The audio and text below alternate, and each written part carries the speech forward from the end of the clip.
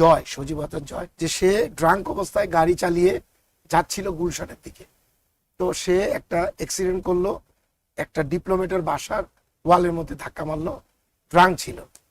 অনেকে বলে তার সাথে বান্ধবী ছিল। 1991 সালে উনি যখন বাংলাদেশের প্রথম মহিলা প্রধানমন্ত্রী, তখন বিরোধী দলের নেত্রী এই ফ্যাসিস্ট শেখ হাসিনা, উনার ছেলে জয়, সজীব হাসান জয়, আমরা শুনেছি এই কথা কয়েকবার, কয়েকজনের কাছে শুনেছি, সিনিয়রদের কাছে শুনেছি, যে সে ড্রাঙ্ক অবস্থায় গাড়ি চালিয়ে যাচ্ছিল গুলশানের দিকে।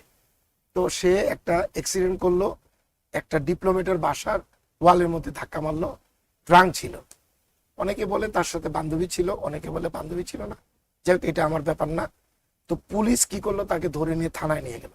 তৎকালীন স্বরাষ্ট্রমন্ত্রী ছিলেন আব্দুল মতিন চৌধুরী, রূপগঞ্জের। তো মতিন চৌধুরী সাহেবকে জানানো হলো, মতিন চৌধুরী সাহেব ম্যাডাম খালেদাকে জানালেন, তা then prime minister madam Khaleda.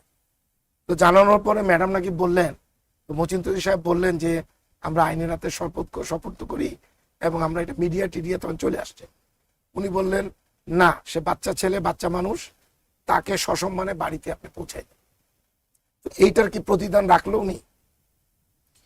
এইটার প্রতিদান আরো অনেক ঘটনা, এসবের প্রতিদান কি উনি রাখলেন?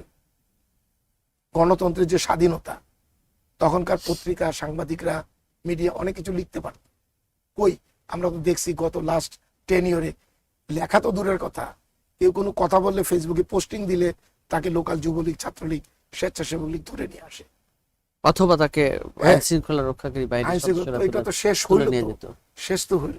বিএনপির ভারপ্রাপ্ত চেয়ারম্যান জনাব তারেক রহমান, কি অন্যায় ছিল উনার, কি দোষ ছিল উনার?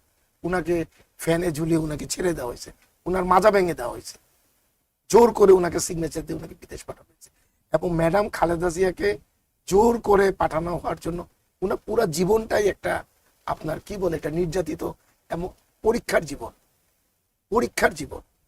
এবং ইংলিশে একটা কথা আছে, all wealth that ends well, শেষ ভালো তার সব ভালো তার। আল্লাহ তো এটা বলছেই যে আপনার যে তার শেষটা আজকে কি হচ্ছে। কিন্তু এই যে 5ই আগস্ট তখন ম্যাডাম আসলেন, যেটা বলতেছিলাম, অন্য কথায় চলে গেছি। তো ম্যাডাম বললেন, আদালত শুরু হলো, ম্যাডাম বললেন মাননীয় আদালত, আপনি একটি ফরমাসি রায় দিয়েছেন, আপনি আরেকটা মামলার বিচার রায়ের দ্বার প্রান্তে, আপনি এটা দেন, আমি খুবই অসুস্থ, দয়া করে আমার চিকিৎসা করেন, আর যদি আপনি চিকিৎসা না করেন আমি আসতে পারবো না, আমাকে আপনি বিরক্ত করবেন না, আপনি রায় ঘোষণা করেন।